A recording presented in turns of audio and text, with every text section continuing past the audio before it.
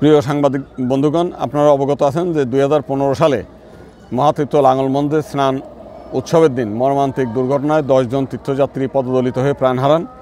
আমরা তাদের আত্মার প্রতি শ্রদ্ধা এবং আত্মার সদ্গতি শান্তি কামনা করেছি এবং এখনও করছি।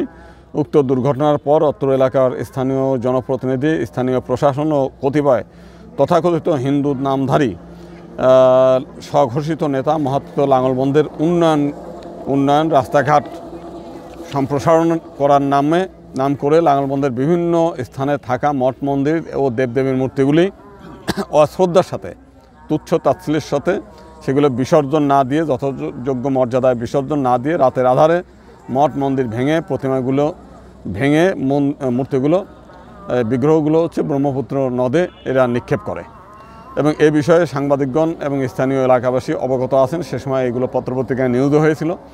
তাছাড়া BWTA এবং LGD রোড অ্যান্ড হাইওয়ে 3টি দপ্তর মিলিয়ে মহাতীর্থ লাঙ্গলবন্দের জায়গা দখল করে আছে। এই তীর্থক্ষেত্রের উপর দিয়ে হাইওয়ে রোড তৈরি করলে, এবং আপনারা শুনেছেন যে এখানে 80 ফুট একটা চওড়া রাস্তা তৈরি করতে যাচ্ছে। তো আপনার এই বিষয়ে একটু বলে নেই যে 80 ফুট চওড়া রাস্তা হওয়া মানেই হচ্ছে এর উপর দিয়ে বড় বড় ট্রাক এবং বাস, বিভিন্ন আন্তঃজেলা বাসগুলো চলাচল করবে। তো তখন এই তীর্থযাত্রী তো 12 মাসে আমাদের এখানে তীর্থযাত্রী আসে। এই সামনে আষাঢ়ী পূর্ণিমায় আবার হবে বড় লোক সমাগম হয় এবং যে সময় সেই আপনার বারুণী স্নান, যে মহাস্নান স্নান, তখন তো লক্ষ লক্ষ লোক সমাগম ঘটে। তখন তো পায়ে চলার মতোই পথ থাকে না। তো সেই সময় যদি এই ট্রাক চলাচল করে, সেটা আমরা আশঙ্কা করছি যে আরও বড় ধরনের এখানে দুর্ঘটনা ঘটবে। এবং আসলে মূলত হচ্ছে এই 80 ফুট রাস্তা এখান দিয়ে নেয়ার একমাত্র উদ্দেশ্যটা হচ্ছে যে এই এলাকার এই যে তীর্থক্ষেত্র, হিন্দুদের যে ধর্মীয় তীর্থক্ষেত্র, সেই তীর্থক্ষেত্রটা তারা কৌশলে বন্ধ করে দিতে চায়। কারণ এদিকে মদনপুর এবং ওই পাশ দিয়ে আরও বড় বড় রাস্তা আছে, যেটা হাইওয়ে নিলে, ওই সমস্ত দিক দিয়ে নিলে তাদের জন্য সুবিধা, জনগণের জন্য সুবিধা এবং আমাদের জন্য সুবিধা। এবং তারা কিন্তু ওই দিকের চয়েস না করে এই পথে করার পাঁচরা চলছে। আমরা এটার তীব্র নিন্দা জানাচ্ছি এবং এটা আমরা করতে দেবো না।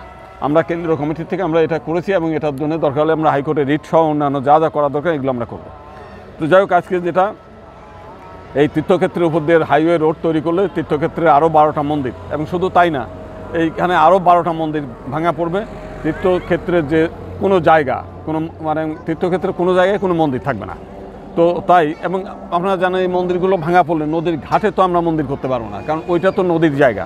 তখন ওইখানে কিন্তু আবার ওই যারা নদী কর্তৃপক্ষ আছে তারা কিন্তু আমাদের করতে দেবে না। তার মানে তারা কৌশলগতভাবেই চাচ্ছে যে এইখান থেকে মন্দিরগুলোকে উচ্ছেদ করে দেয়া। তো তাই এই বিষয়ে যারা আমাদের এইখানে পরিচালনা করছে, তারা যদিও তাদের দৃষ্টি আকর্ষণ করা দরকার ছিল এবং সরকারের, তো তারা এই বিষয়ে নিশ্চুপ বিধায় আজকে কিন্তু আমরা এখানে এসেছি। তীর্থক্ষেত্রের উপর দিয়ে হাইওয়ে রোডের কোনো প্রয়োজনীয়তা নেই। ইচ্ছাকৃতভাবে তীর্থক্ষেত্রে ক্ষতি সাধনের উদ্দেশ্যে এটা করার পায়তারা চলছে। তাই অতি সত্বর এই ধরনের কাজ এবং পরিকল্পনা বন্ধ করতে হবে। এছাড়া RS রেকর্ডে মন্দিরের নামে সম্পত্তি থাকলেও কিছু কিছু অসাধু ব্যক্তি ভূমি অফিসের সহিত যোগসাজশে করে রাতারাতি ব্যক্তি নামে করে নিচ্ছেন এবং সরকারি একবারের টাকা তুলে খাওয়ার জন্য এগুলো করছে বলে আমরা সংবাদ পেয়েছি। তো এবং এটাও